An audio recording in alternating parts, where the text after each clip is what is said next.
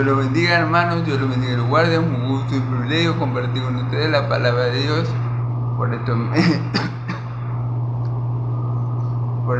por mi perfil de Facebook, mi evangelista y por mi canal de YouTube. El rincón de Dios creado para anunciar las virtudes de aquel que nos llamó de las tinieblas a su luz admirable. Bueno, le doy gracias a Dios por este día de vida y le pido a Dios que me ayude, como siempre lo hace, a predicar su evangelio con denuedo y verdad. Amén.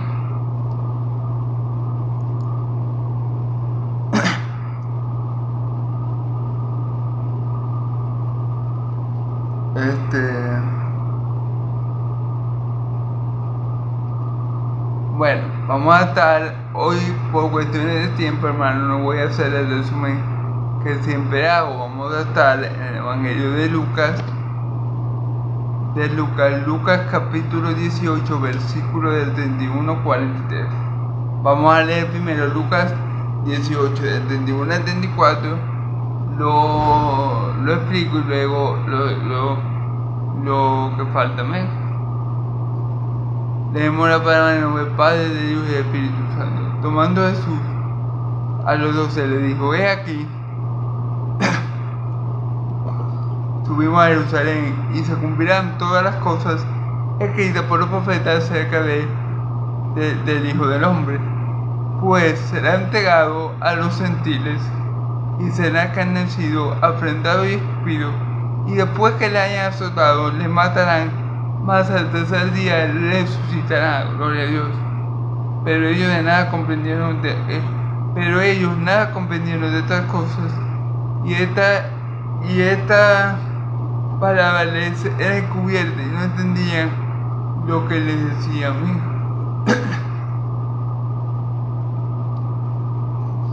Amén, gloria a Dios. Entonces, bueno, vamos a empezar a discernir la palabra con la ayuda en el nombre del Padre, con la ayuda del Padre, en el nombre del Hijo y con la unción del Espíritu Santo. Amén. Entonces dice así, vamos a empezar versículo por versículo a interpretar el texto bíblico. Tomando Jesús a los 12, les dijo: he aquí, subimos a Jerusalén. Ok. ¿Por qué Jesús dice: he aquí, subimos a Jerusalén?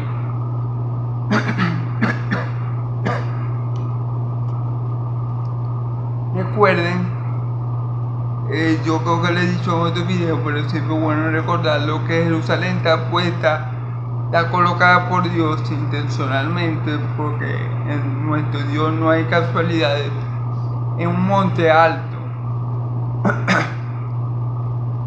Es decir, los que van a Jerusalén suben, porque Jerusalén está situada intencionalmente por Dios en un monte alto, porque Jerusalén Dios la estableció para que fuera luz de las naciones, ¿okay?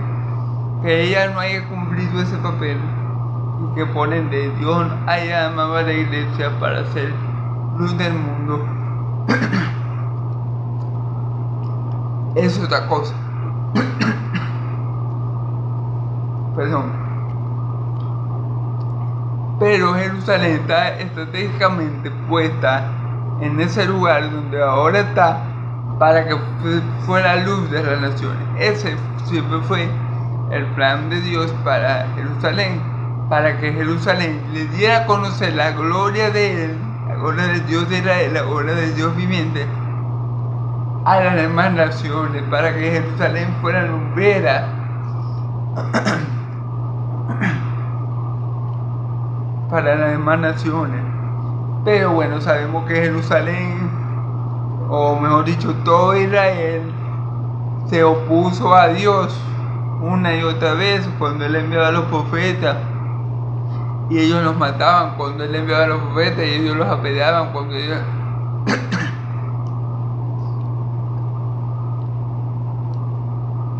Él enviaba a los profetas, y ellos hacían lo que le viniera en gana con ellos, menos que Él, obviamente. Pero bueno, Jerusalén está puesta en ese monte alto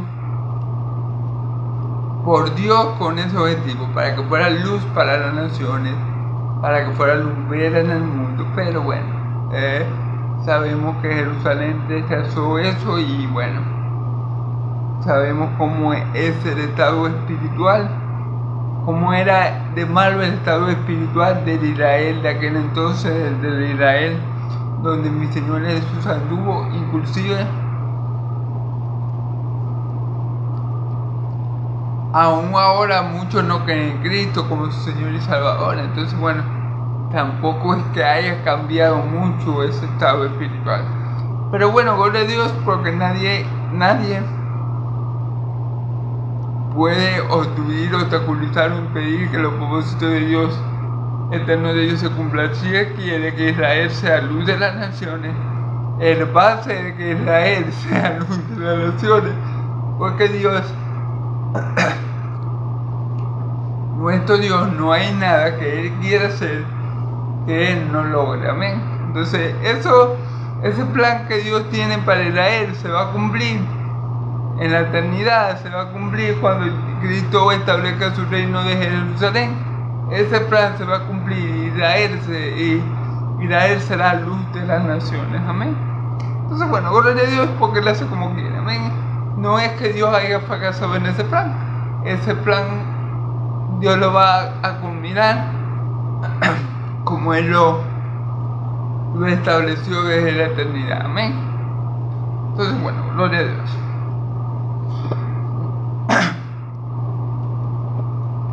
Y se cumplirán todas las cosas escritas por los profetas acerca del Hijo del Hombre. Fíjense, todas las cosas escritas por los profetas.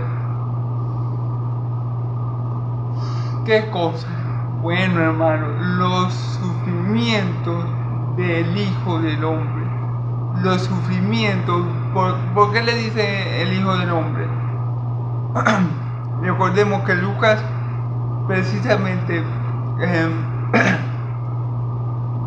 se centra en la humanidad de Cristo, y cuando encontramos esta frase, el Hijo del Hombre, se está refiriendo a esa simiente de la mujer y del hombre que iba a aplastar la cabeza de la serpiente y esta le iba a morder la calcañar. Se refiere a esta simiente de Abraham, por la cual iba a ser bendita toda la familia de la tierra. Se refiere también al descendiente de David, que se va a sentar en su trono y va a reinar desde allí por toda la eternidad.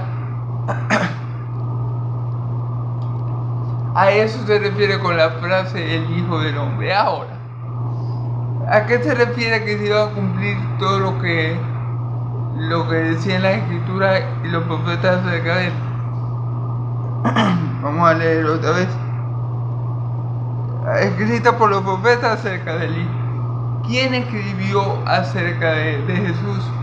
Por dar un ejemplo, Isaías.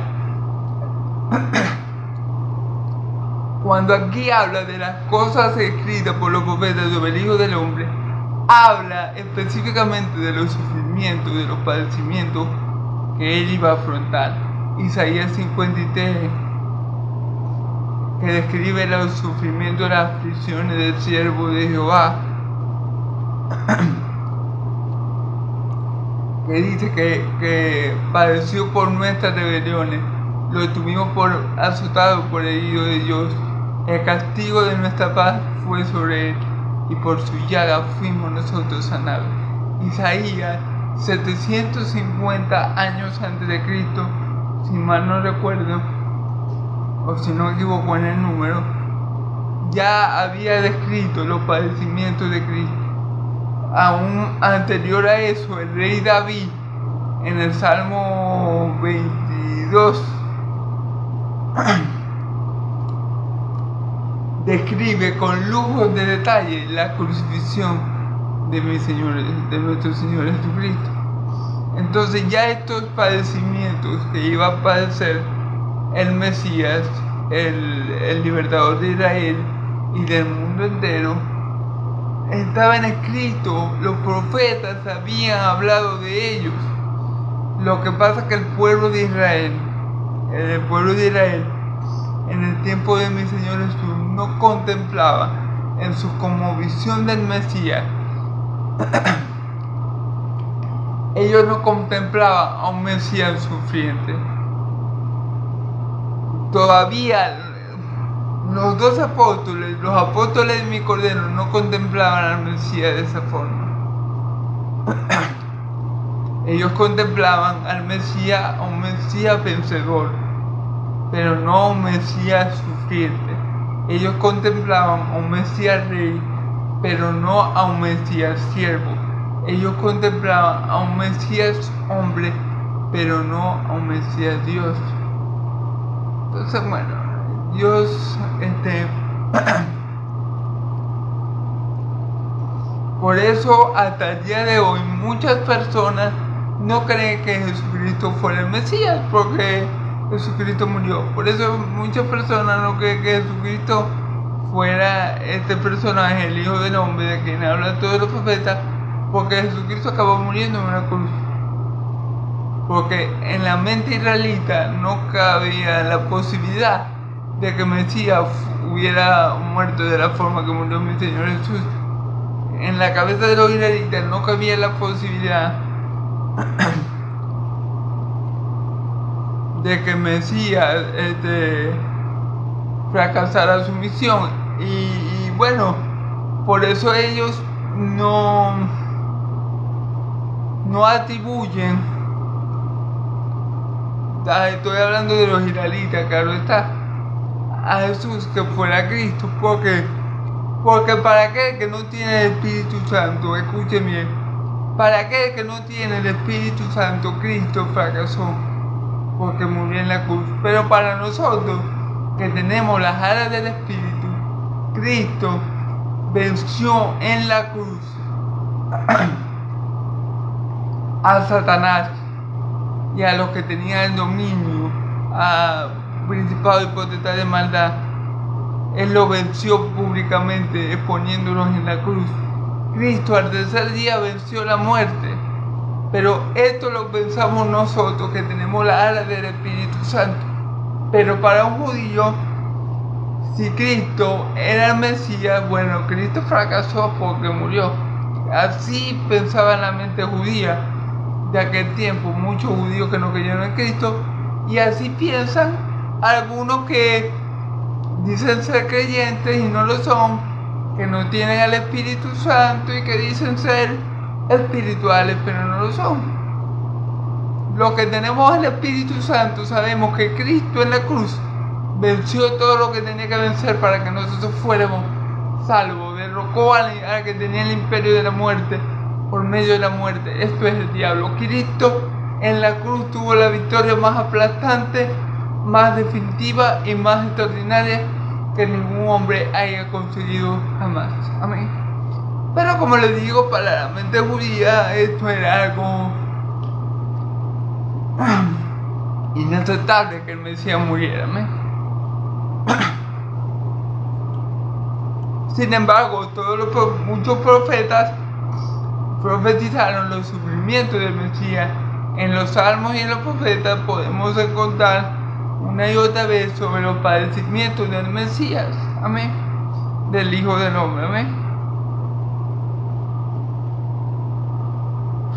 Pues será entregado a los gentiles y será encarnecido y afrentado y escupido. Fíjense bien. Pues será entregado a los gentiles. ¿A qué gentiles fue entregado mi Señor Jesús, o iba a ser entregado mi Señor Jesús? A los romanos. ¿Quién lo iba a entregar? Los mismos judíos. Recordemos, la piedra que los constructores desecharon pasó a ser la piedra angular. Los judíos no quisieron tener nada que ver con Cristo, como no quisieron tener nada que ver con ninguno de los profetas que Dios les había enviado hasta la fecha. No quisieron tener nada que ver con Juan el Bautista. Bueno, cuando hablo de los judíos, hablo específicamente de lo que tenía el poder religioso de la época, porque muchos sí creyeron en Cristo, gloria a Dios, ¿verdad?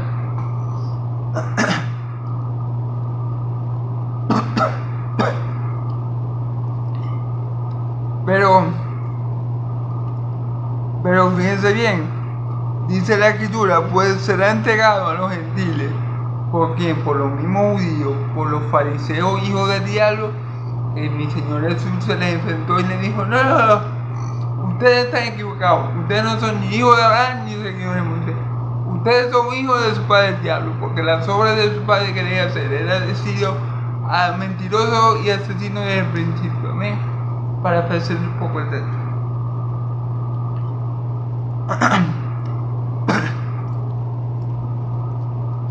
Entonces, fue entregado ¿por quién? Por los mismos judíos, por los fariseos, por los que tenían el poder religioso de la época. Y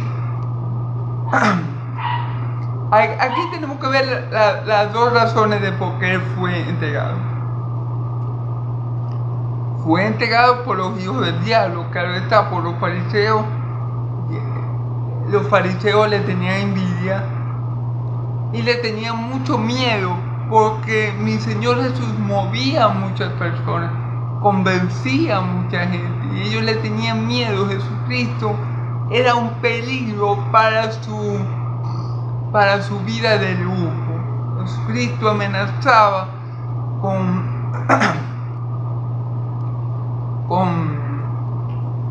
quitarle a ellos su vida lujosa, su vida famosa. Cristo amenazaba con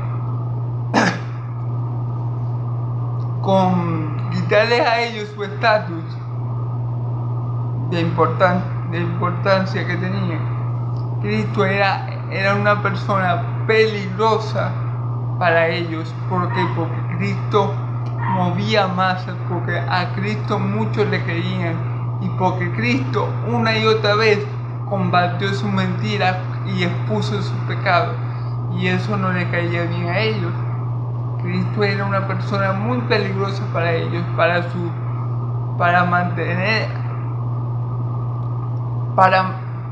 así que para preservar su estilo de vida, como ellos lo tenían, que eran populares, que todo el mundo los saludaba, que eran súper espirituales según las personas, ellos tenían que hacer algo con Cristo, porque Cristo amenazaba cambiar la manera cómoda que ellos vivían. Entonces, claro, ellos metían la mentira de que, bueno, no, hay que ellos metieron la mentira, no, es que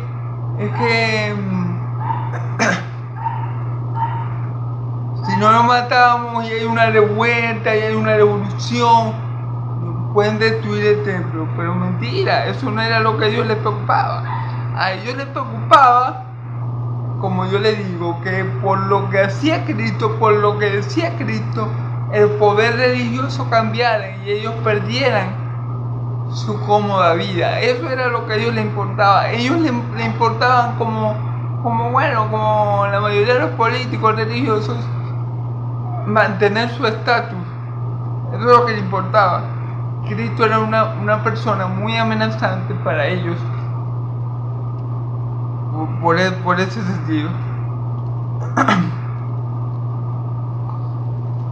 ¿A quién se lo entregaron? A los romanos. ¿Por qué?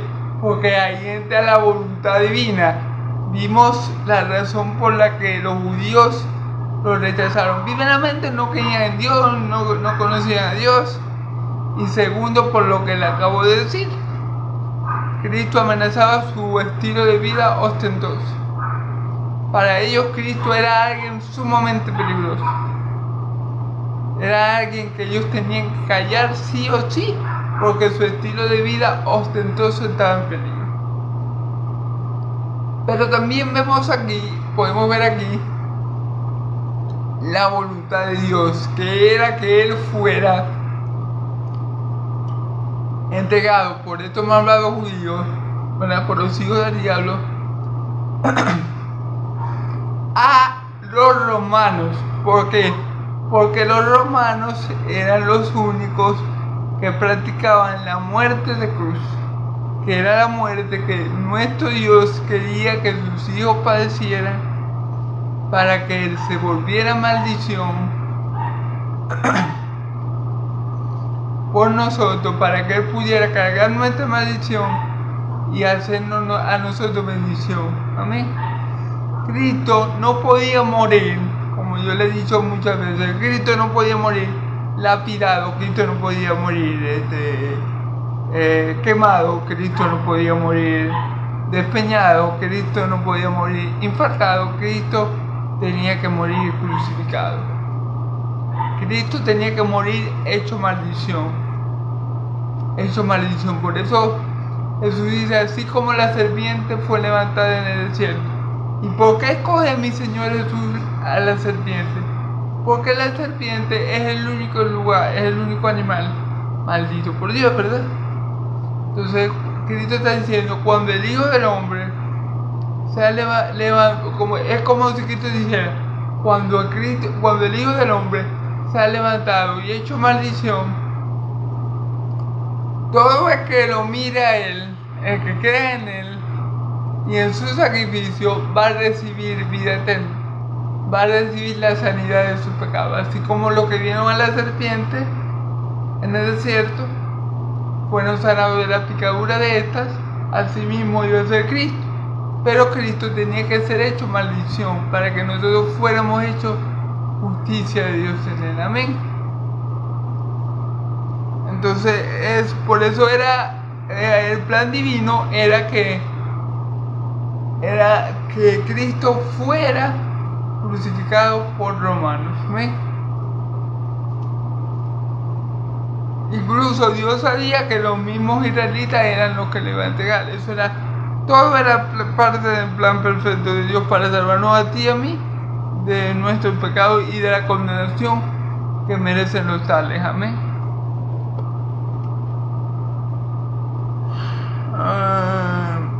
Y dice, y será encarnecido, afrentado y escupido, humillado. ¿Por qué Cristo fue tan humillado en la cruz? Bueno, Cristo fue humillado en la cruz porque Cristo estaba recibiendo la ira de Dios por tus pecados y los míos. Eso lo podemos ver en la crucifixión. Vemos a los tres. Y si notamos, bueno, por lo menos es lo que se ve en las películas. En las películas vemos que de los tres, el único que está sumamente destrozado es mi Señor Jesús. ¿Por qué? Porque la ira de Dios estaba sobre él. Y él, antes de llegar a la cruz, fue muy avergonzado, muy humillado, muy ultrajado. ¿Por qué? Porque el pecado produce eso. El pecado produce vergüenza. Mi Señor Jesús cargó tu vergüenza y la mía en la cruz del Calvario. Cargó los efectos del pecado, y uno de los efectos es la vergüenza y por supuesto la muerte, ¿verdad? Que el pecado, la muerte espiritual a la que el pecado nos lleva, ¿amén? Pero uno de los efectos que causa el pecado en el hombre es que el pecado avergüenza al hombre, ¿amén? Por eso dice la Escritura, los que miraron a él fueron alumbrados y toda vergüenza de su rostro fue quitado. Amén. Entonces, Cristo fue sumamente avergonzado, Cristo fue sumamente humillado, Cristo fue sumamente, humillado, escupido, golpeado, encarnecido,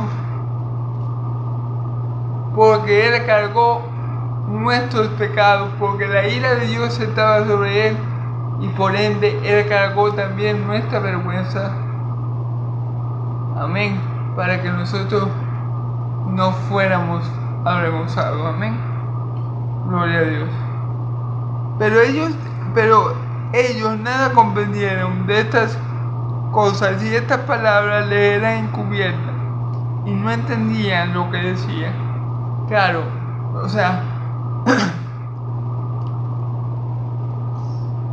no era el momento para que los apóstoles comprendieran esta palabra.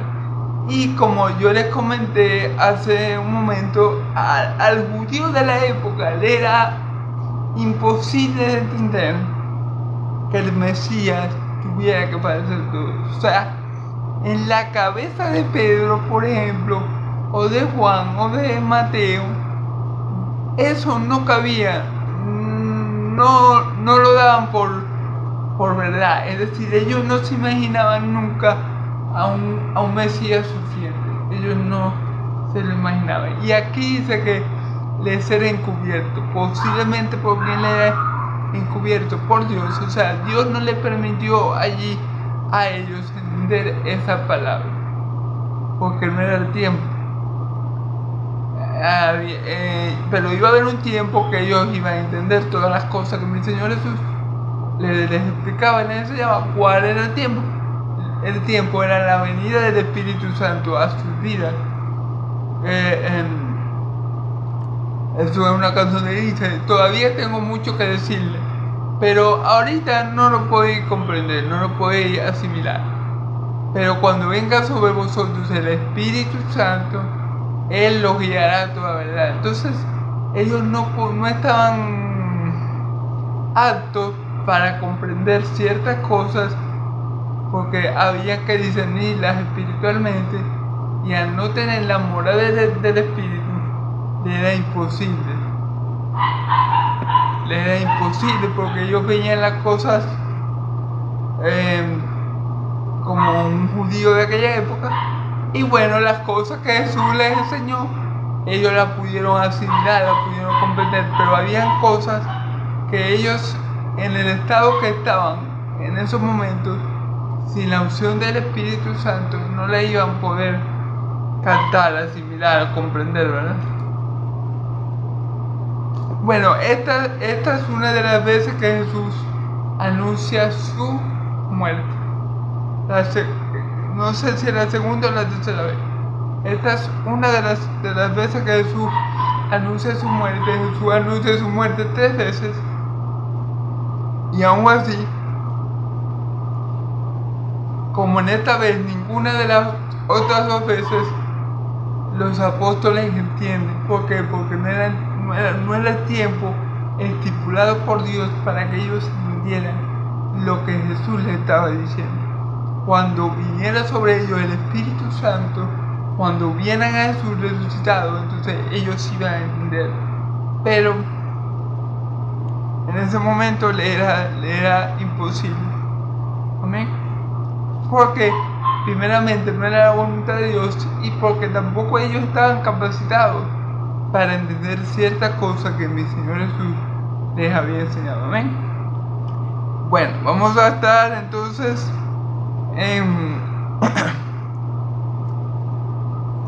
vamos a leer de 35 a 43. Dice así la palabra del Señor: aconteció que acercándose Jesús a Jericó, un ciego estaba sentado junto al camino mendigando, y al oír la multitud que pasaba preguntó qué era aquello, y dijeron que pasaba Jesús el Nazareno.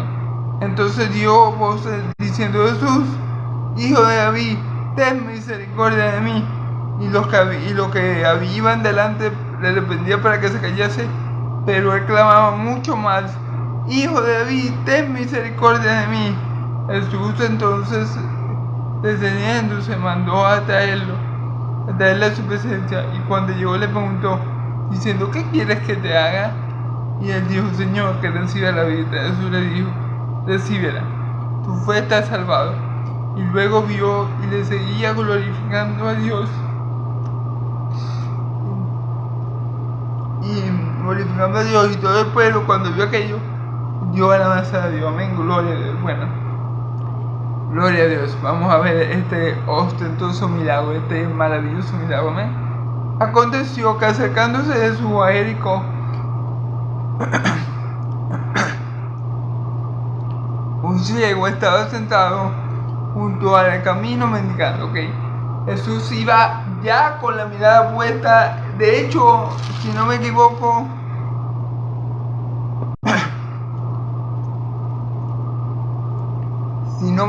en los capítulos anteriores ya vimos que Jesús ya tenía puesta la mirada en Jerusalén. No estoy seguro qué capítulo era. Siempre soy muy malo para los versículos y para los capítulos, hermano. Pero bueno, ya Jesús capítulos atrás venía con la mirada puesta en Jerusalén. Ya Jesús venía con la mirada puesta en Jerusalén. No recuerdo si ya él había anunciado en el Evangelio de Lucas la primera vez que iba a ser crucificado. Discúlpenme de todas formas si no recuerdo bien, pero ya Jesús venía con la mirada puesta en Jerusalén desde hace ya rato, pues ya hace algún tiempo. Y bueno, aconteció, como dice la escritura, que acercándose a Jesús a Jericó, un ciego estaba junto al camino mendigando. ¿Qué pasa? Para llegar a Jerusalén había que pasar por Jericó. Jericó era un punto, como decir, para llegar a Jerusalén. Tenía que pasar sí o sí por Jericó para llegar a Jerusalén. Y Jesús ya iba con la mirada puesta en Jerusalén, ya iba con la mirada puesta en su glorificación, ya iba con la mirada puesta en consumar la voluntad del Padre que lo envió.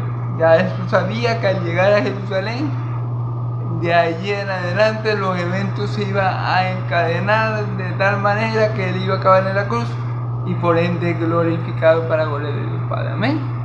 Jesús lo tenía muy claro. Si Jesús hubiera querido escapar de ser crucificado, simplemente con no ir a Jerusalén hubiera tenido. Pero bueno, era necesario y él lo dijo y él dijo: nadie me quita la vida, yo la pongo y la vuelvo a tomar. Este mandamiento yo recibí del Padre. Así que Jesús sabía lo que iba. Jesús supo a lo que vino desde que Dios lo envió a la tierra. Así que para él no era sorpresa y Dios no deja nada al azar. Así que bueno, Jesús va camino a cumplir la voluntad del Padre, camino a su glorificación. Amén. Pero antes tenía que pasar por Jericó, una ciudad que le quedaba de paso a Jerusalén. Y al oír esto, la multitud, ¿qué pasaba? Preguntando, y al oír a la multitud, ¿qué pasaba? Preguntó, ¿qué era aquello? Ok, el ciego que estaba mendigando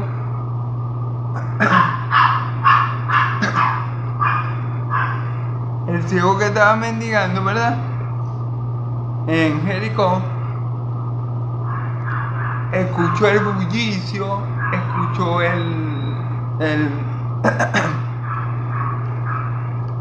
la algarabía, el gentío, la multitud que acostumbraba a seguir a mi Señor Jesús. Sabemos que donde estaba mi Señor Jesús había una gran multitud.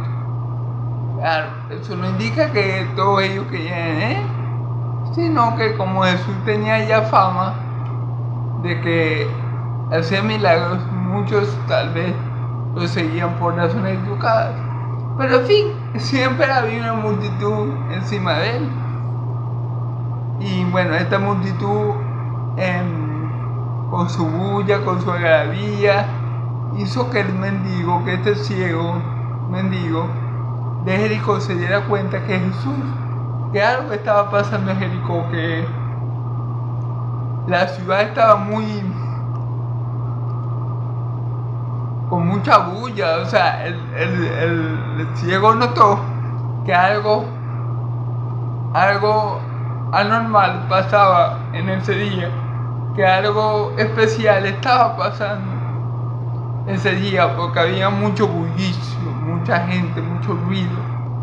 Y por ende él preguntó qué era aquello, y le dijeron que pasaba Jesús en Nazaret.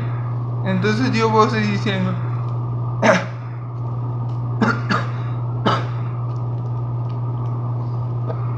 Jesús, hijo de David, ten misericordia de mí.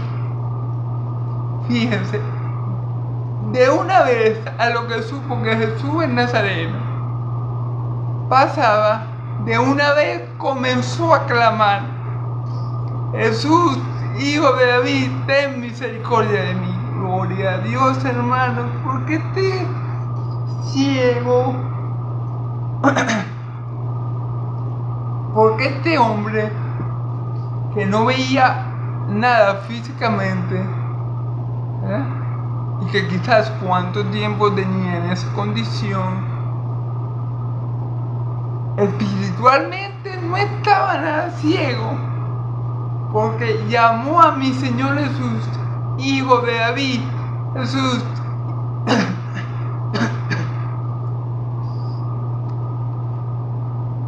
Jesús, Hijo de David. Wow, un ciego que no ha visto todos los milagros que ha hecho Jesús, pero que tal vez sí había escuchado de Jesús, tenía fe, y una fe salvadora, una fe salvífica, porque le dijo a Jesús, Hijo de David. Cuando dicen eso, significa que ese ciego reconoce que Jesús es el descendiente de David, que se va a sentar en el trono de David y va a reinar desde ahí por toda la eternidad. O sea, este hombre ciego de los ojos físicos, más no de los espirituales, reconoce con esa aclamación que mi Señor Jesús es el Mesías. Reconoce que Él es el Salvador de Israel. Cuando lo llama Hijo de David, ten misericordia de mí. Y le pide misericordia a aquel que es la fuente inagotable de la misericordia. Le está pidiendo misericordia a aquel hombre que no rechaza un corazón contrito y humillado, porque recordemos que el Padre y el Hijo uno son. Si el Padre que está en los cielos no rechaza un corazón contrito y humillado, el Hijo, por ende, que imita perfectamente al Padre, y cuando digo que Jesús imita perfectamente al Padre, es que lo imita en todos los aspectos, y como todos los aspectos de Dios son buenos, entonces por ende Jesús es bueno, y obviamente porque Jesús es Dios.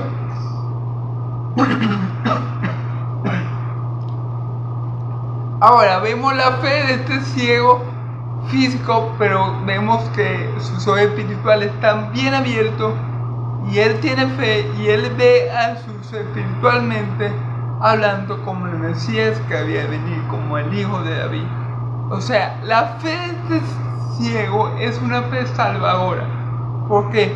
Porque cree que Jesús es el Salvador de Israel, el Mesías prometido y anunciado ampliamente por los profetas, como lo vimos hace un momento, ¿verdad? Entonces por eso le digo, este ciego no estaba tan ciego espiritualmente, estaba ciego físicamente, pero a diferencia de los fariseos, a los cuales mi Señor Jesús llamó hijo del diablo, este ciego tenía los ojos bien espirituales bien abiertos, y tenía fe salvadora que lo llevaba a clamar y a reconocer con clamor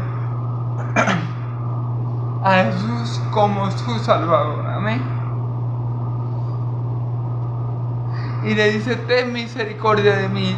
Le está pidiendo misericordia a aquel que es amplio para dar misericordia, aquel que se deleita en juicio, en misericordia, juicio y justicia. Aquel que se deleita en eso, Él le está pidiendo misericordia. Así que este hombre ciego físico, está por muy buen camino para obtener lo que Él quiere de mi Señor Jesús. Amén. Y mucho más. Amén. Y los que estaban delante le arrepentían, pero para que se callase, pero Él clamaba mucho más. Hijo de David, ten misericordia de mí. Fíjense, las personas, los israelitas que como siempre no tienen misericordia, mi Señor Jesús les dijo, misericordia quiero y no juicio, a los fariseos, ¿verdad?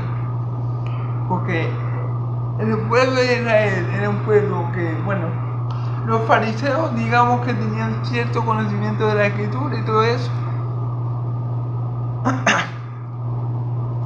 pero misericordia ellos no tenían, no manejaban eso. A ellos se les olvidó toda la misericordia que Dios le tuvo a Israel para que Israel fuera una nación.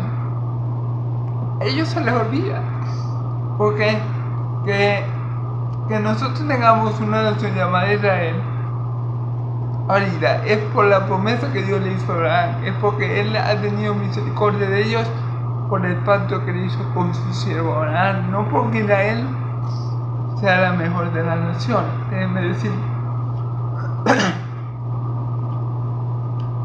Y aquí vemos cómo estaba el corazón de los israelitas. Ese hombre pegando gritos, clamando a gran voz, ¿verdad?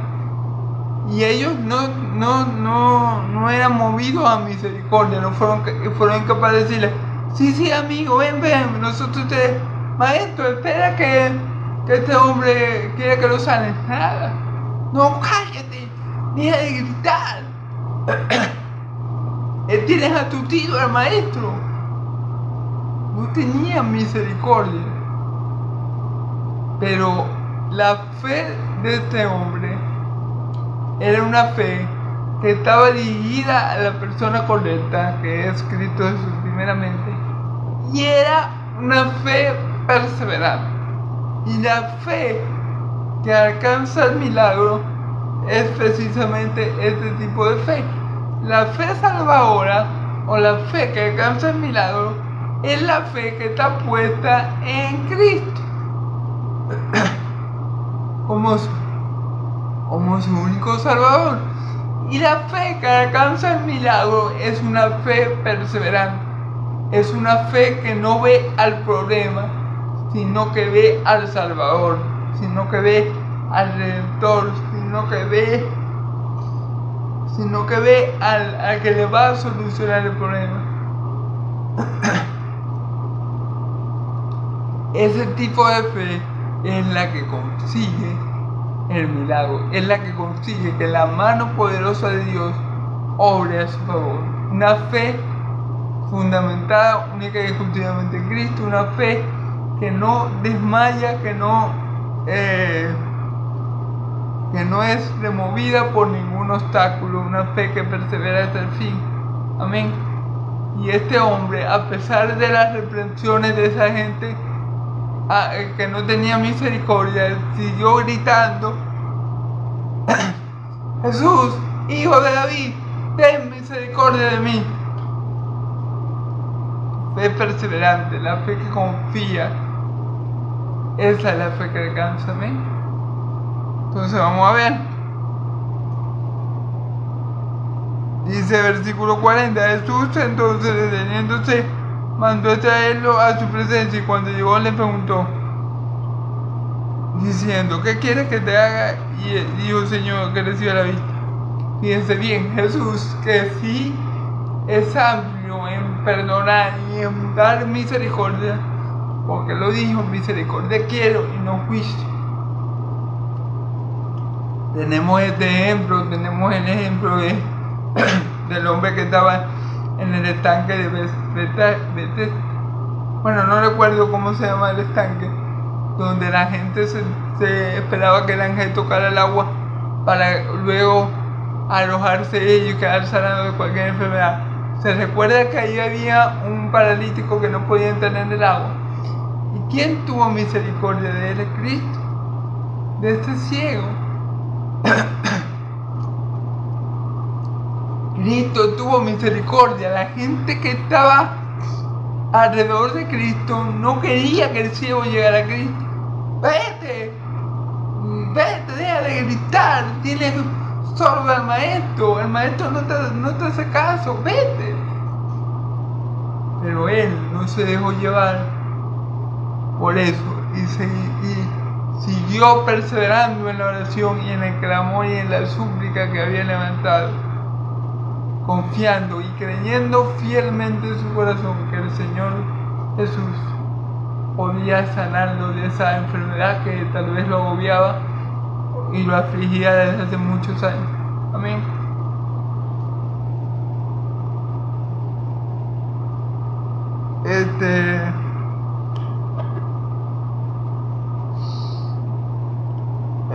Jesús entonces, Jesús se detuvo, tuvo misericordia del hombre y lo mandó a traer delante de él y le preguntó: ¿qué quieres que te haga? Y él le dijo: Señor, que reciba la vida. Amén. Jesús le dijo: recíbela, tu fe te ha salvado. Fíjense bien. Aquí vemos otra vez que Jesús no solamente lo sana de la vista, que sí, Jesús dijo: recíbela, tu fe te ha salvado. Obviamente Jesús le devolvió la vista, gloria a Dios, porque ese ciego que estaba en tinieblas, físicamente hablando, porque espiritualmente hablando estaba viendo muy bien, 20/20, gracias a Dios por eso. Pero físicamente hablando, el ciego comenzó a ver, recibió la vista.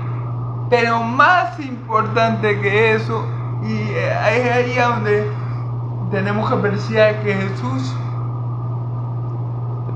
y el Padre, los cuales son uno, siempre dan más de lo que nosotros le pedimos. ¿Por qué? Porque este ciego le pidió una sanidad física, que era que sus ojos pudieran ver. Gloria a Dios, ¿verdad? Pero Jesús le dio algo más importante que una simple sanidad temporal. Jesús le dio la salvación. Le dijo: recíbela, tu fe te ha salvado. Él no le dice: tu fe te ha sanado. No. Tu fe no solamente te ha sanado, ha hecho algo más importante. Yo he hecho algo más grandioso por ti de lo que tú crees. Porque claro, obviamente este ciego estaba contento y dichoso porque veía. Pero Jesús no solamente le había dado la vista física, sino que le había dado la salvación de su alma. ¿Por qué? Porque ese hombre tenía una fe salvadora. ¿Y cómo sé yo que tengo una fe salvadora? Bueno, si mi fe cree en el Señor Jesús, cree con el corazón que Jesús es el Señor,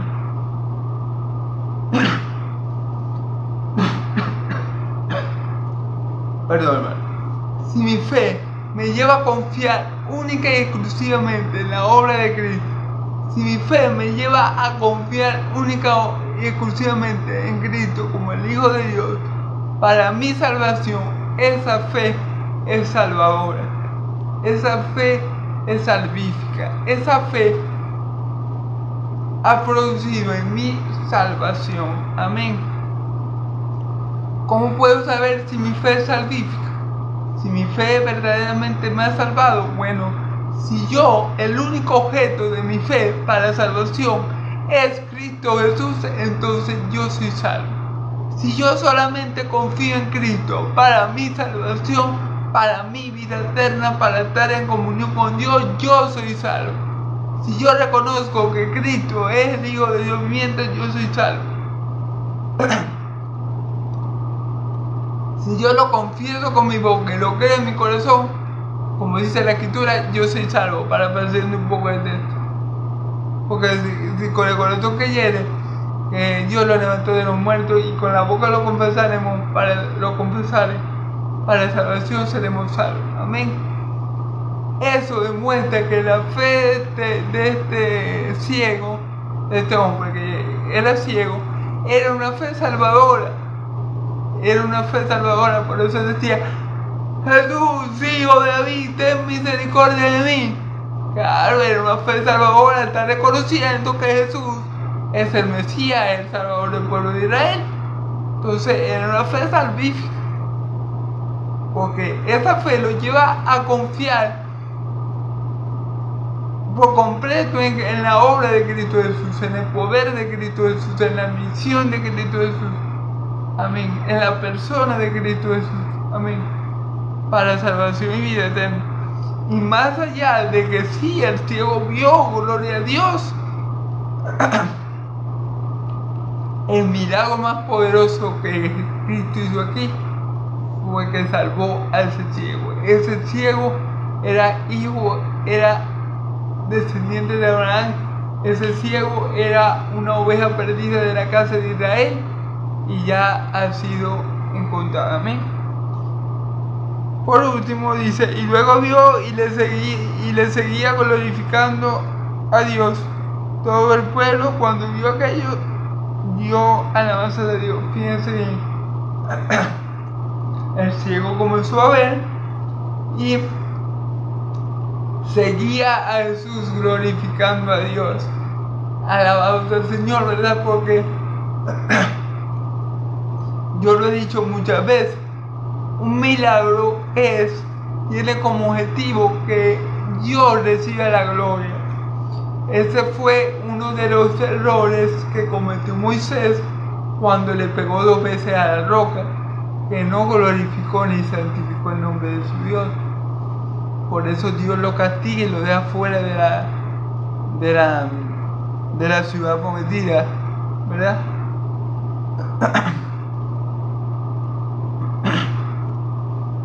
De la tierra prometida de Canaán, porque él no glorificó a Dios y no santificó su nombre, porque estaba furioso con el pueblo, ¿verdad? Por un arrebato de ira.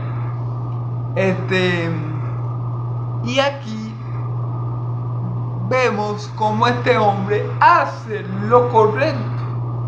Lo correcto es, después que Jesús le dio no solamente la vista, que gloria a Dios se le dio, sino la salvación de su alma, y lo puso en cuentas con Dios, y ahora él es libre para adorar a Dios en espíritu y verdad, y ahora él va a tener una relación correcta con Dios por medio de Cristo. Entonces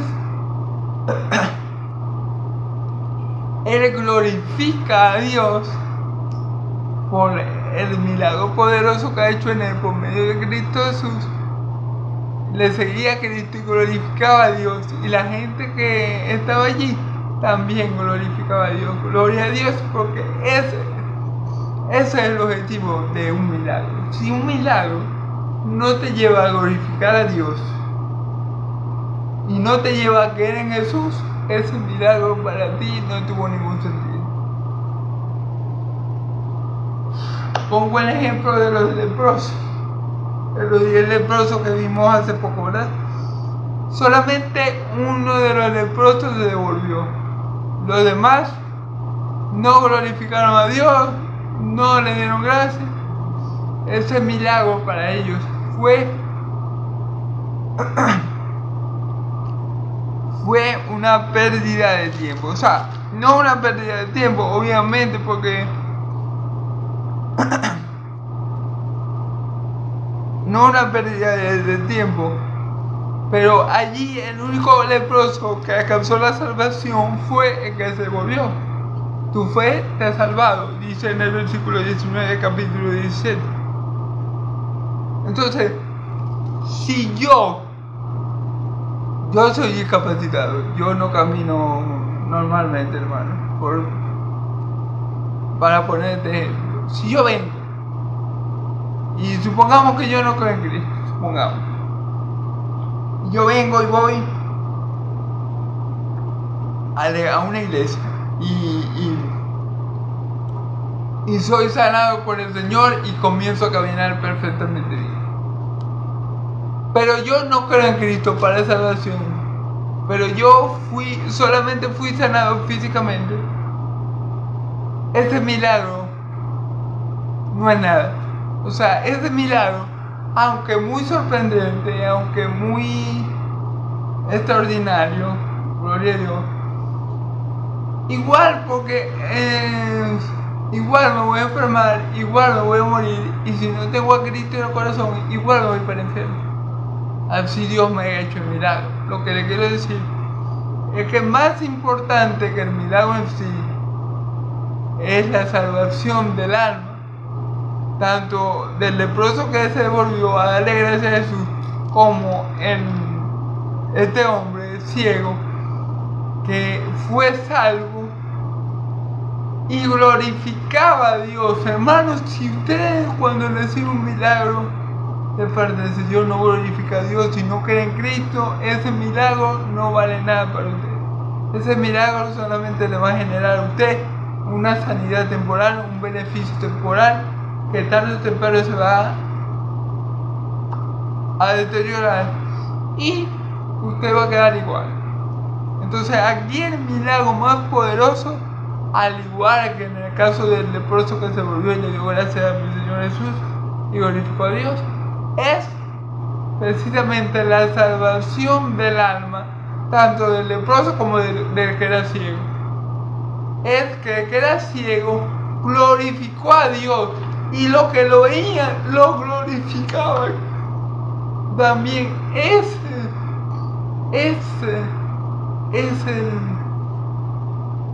la razón de los milagros. La razón de que Jesús sanara a X persona no era simplemente para mejorar su condición física. No, esa no era la razón principal. La razón principal era para que se conociera a Dios por medio de esos milagros, para que se conociera a Él, para que conocieran a Él, que era el Hijo de Dios, y para darle salvación y vida eterna a esa persona. Dios siempre hace más de lo que nosotros le pedimos. A Jesús, este hombre, le pidió la renovación de su vista y Él le dio la renovación de su alma. Le pidió una sanidad temporal y Él le dio una sanidad eterna. Amén, gloria a Dios. Al igual le pasó al leproso que fue agradecido y glorificó a Dios. Amén. Entonces es muy importante tener siempre en cuenta estas cosas cuando